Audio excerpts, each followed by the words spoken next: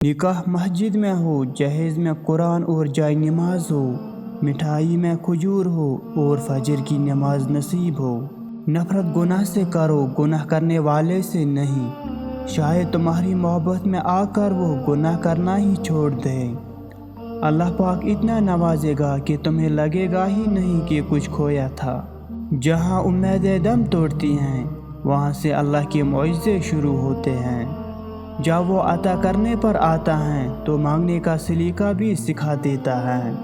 دعا کی قبولیت کی اس سے بہتر نشانی اور کیا ہو سکتی ہے کہ اللہ نے اب تک آپ کا دل دعاؤں میں لگایا ہوا ہے۔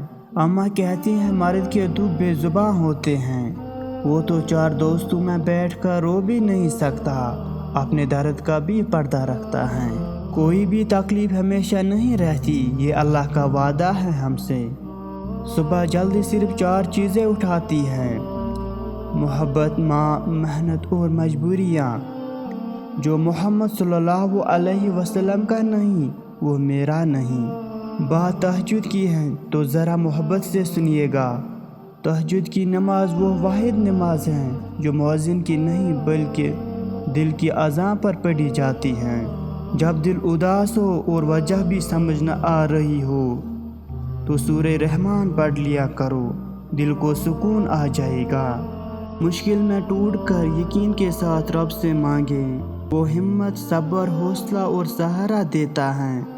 وہ تھام لیتا ہے، وہ سنتا ہے، مانگ کر تو دیکھیں۔